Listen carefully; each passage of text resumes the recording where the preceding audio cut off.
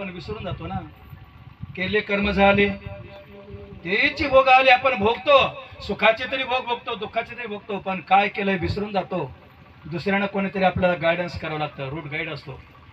तसं विदुर काका सांगतात, शरम वाटते संसारात राहिले, केल्या कर्माचे पत्न भोगले तुम्ही.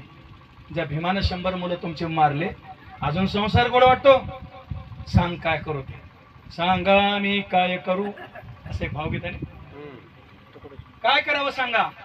ज्यावेळेस आपली मती विचलित होत असते, मतीला काहीच कळत नसते, त्या काळात संत महात्मे आपला हात धरून आपल्या बाहेर काढत असतात आणि सांगितलं, चला आता तुमचं वय कुठे जायचं आहे, वनात जायचं आहे.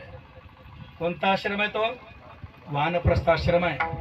महाराज सगळ्यात कठीण जर असेल तर वानप्रस्थ आश्रम आहे. ब्रह्मचारी आश्रम काही कठीण आहे, कारण ब्रह्मचारी लोकांना जेवायला पोटभर जेवता येतं. ग्रहस्थ आश्रमी लोकांनी फक्त 16च घास जेवावं. रुखतावरले लाडू एवढाले त्याला घास म्हणू नका, आणि आजकाल बनले एवढा लाडू त्याला घास म्हणू नका. तोंडात मावून चावताय त्याला घास म्हणा.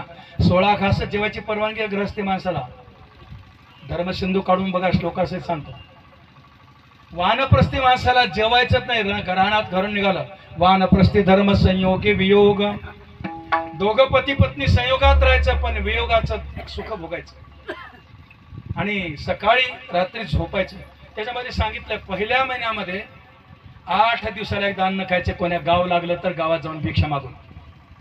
दुसऱ्या महिन्यामध्ये गाव लागलं तरी गावाकडे बघायचं नाही, जिथं पाणी असेल, झाडाला फळं असतील तेवढे खायचे. तिसऱ्या महिन्यामध्ये झाडाचा पाला खायचा. असं करत करत अन्नाला विसरत जायचं. काहीच खाण्याची प्रवृत्ती जगात आता अंतःकरणात राहिली नाही पाहिजे. आणि जिथं आपण झोपलो, जिकडं तोंड असेल त्या दिशेनंच निघत जायचं. भागवतातली कथा आहे.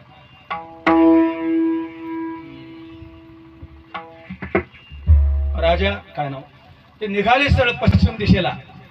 तिकडून अग्नी लागलेला होता, वनवा पेटला होता. अरे बापरे म्हणून घाबरून दक्षिण दिशेला पळायचं नाही. सरळ वृषभदेव भगवान सरळ सरळ त्या पश्चिम दिशेला जात असताना अग्नी लागला आणि अग्नीतच प्रवेश केला. संपला आपला आयुष्य. त्याचं सुखही मानायचं नाही आणि त्याचं दुःख तर मानायचंच नाही. मग धृतराष्ट्राला चला सांगा, निघाले विदुर काका घेऊन. त्यास कुंती समोर आली, काय चाललंय तुमचं. नमस्कार घातला. आपले पोरांचं राज्य एवढ्यासाठीच जगायचं, बाकीचे मारून टाकून आपले लेकर सुखी जगले पाहिजेत, हाच विचार होता का. विदुर काकाचे थापटणं बघा. म्हणजे इकडे धृतराष्ट्राला तसं बोलले, इकडे कुंतीला असं बोलले, आणि कुंतीलाही बाहेर काढलं स्वतः विदुर काका आणि त्यांची पत्नी विंध्यावली. महाराज मी परवाच्या यात्रेतच विंध्यावली त्या मातेचं मंदिर बघितलं. प्रयागराज ते काशीच्या मध्ये आहे विंध्यावली मातेचं मंदिर. दीद विदुराची मंडळी पत्नी त्यांना सोबत घेऊन निघाले. आणि निघाल्यानंतर हा वानप्रस्थाचा सगळा नियम समजून सांगितला. आणि अखंड खंडेना जीवन रामकृष्ण नारायण सगळ्यांनी अट्टहासानं भगवंताचं नामचिंतन करत निघाले. कारण मागे जेव्हा तीर्थयात्रा करायची काय ठरलं होतं की आपली ही द्रौपदी 5 पांडवाची बायको आहे. 2 महिने 12 दिवस एकेकाला वाटणीला आली. दरम्यानच्या काळात जर समजा मोठ्या भावाकडे आहे आणि धाकट्या भावांची आता एकांत डोळ्याला पडला तर त्याने 12 वर्ष तीर्थयात्रा करावी असा त्याचा नियमही लागू झाला. उत्तराच्या ठिकाणाहून ते गायी पळवल्या करता म्हणून ते शस्त्रास्त्र धर्मराजाची खोलीत होते आणि द्रौपदी आणि धर्मराजाचा एकांत चालू होता. ते अर्जुनाच्या दृष्टीला पडला. शस्त्र आणले, ते युद्ध केलं आणि त्यानंतर मग ते शस्त्र ठेवून भगवंताला विचारून अर्जुन तीर्थयात्रेला जायला निघाले. तेव्हा म्हणतात कसं काय मनानं काही निर्णय घ्यायचा आणि संकट आणून ठेवायचे असं काय अर्जुना. त्या तेव्हा ठरले ना की जेव्हा कोणी भावाचा एकांत चालू असेल तेव्हा 2 महिने 12 दिवस त्यांची पत्नी आहे आणि आपण जर एकांत चालू असताना मध्ये जर आपण गेलो दृष्टीला पडलं तर 12 वर्ष तीर्थयात्रा करावी. देवानं सांगितलं परोपकाराकरता तो शस्त्र आणायला गेलास आणि धर्माचं रक्षण करण्याकरता गेल्यामुळे तो नियम शिथिल होतो. ते नियम तिथं लागू नाही. उद्दामपणानं जाऊन मुद्दाम दृष्टी टाकणं तीर्थयात्रा करावी लागते. उद्दामपणा तुझ्या स्वभावात नव्हता, मुद्दाम तू घडलेलं करणं म्हणवता. तर पण अर्जुनाला द्रौपदीला सवय होती महाराज. देवानं सांगितलं ऐकायचंच नाही. निघाला अर्जुन. निघाल्यानंतर तीर्थयात्रेला जातो. त्याच्या अगोदरची घटना एक सांगतो तीर्थयात्रेची. बळीराम दादा निघाले तीर्थयात्रेला. बळीराम दादा निघाल्यानंतर सूत ऋषी भागवत कथा सांगत होते. आता बळीराम दादा राजा आले म्हणून सगळ्यांनी उठून सन्मान केला. पण सूत महर्षी जागेवरून उठले नाहीत. नियम आहे महाराज, व्यासपीठावरून उठायचं नाही. काय त्या बळीरामदाला क्रोध आला की त्या सूतऋषीचं मुंडकच उडून टाकलं. तीर्थयात्रा, ही तीर्थयात्रा आहे का? सगळ्यांनी प्रार्थना केल्यावर त्या सुताचं मुंडकं जोडलं, त्याला घोड्याचं तोंड लावलं. भागवत कथा पुढे चालू झाली, पण बळीरामदाला काही विजय मिळाला नाही. मला अर्जुन निघाले पुन्हा तीर्थयात्रा. त्या तीर्थयात्रेमध्ये बब्रुवानाच्या आईबरोबर लग्न त्या तीर्थयात्रेतच केलं अर्जुनानं.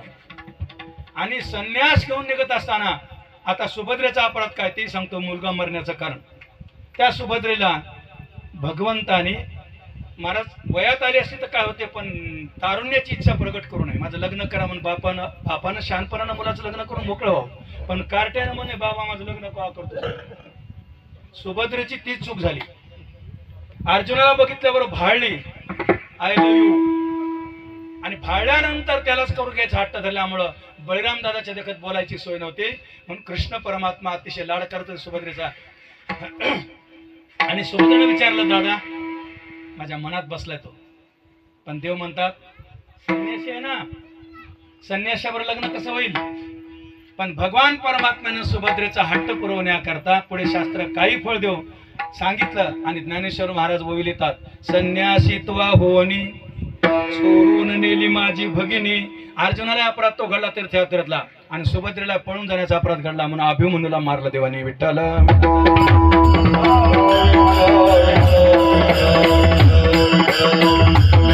भीमाचे अनेक अपराध घडले महाराज.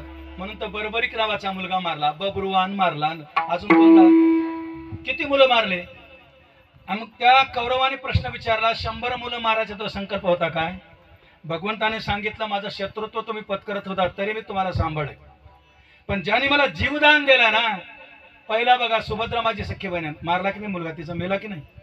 माझी जर ताकद कर्तुम अन्यथा कर्तुम असेल तर उठवलं असतं, पण नियमाच्या शास्त्राच्या विरुद्ध मी वागत नाही. म्हणून मी देवाला सांगतो, तुम्हाला बोललो, देव थोडा निर्दयी आहे. विठ्ठल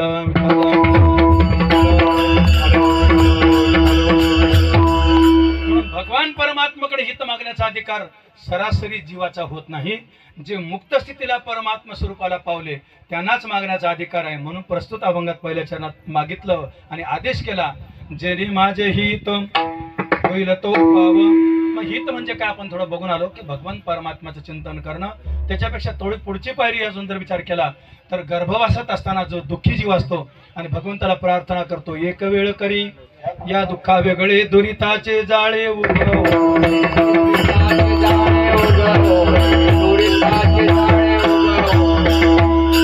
तिथं प्रार्थना करतो आणि प्रार्थना भगवंताला ऐकू जाते. भगवान विचारतो, तुला जर या दुःखातून वेगळं केलं काय करशील. आठवीन पाय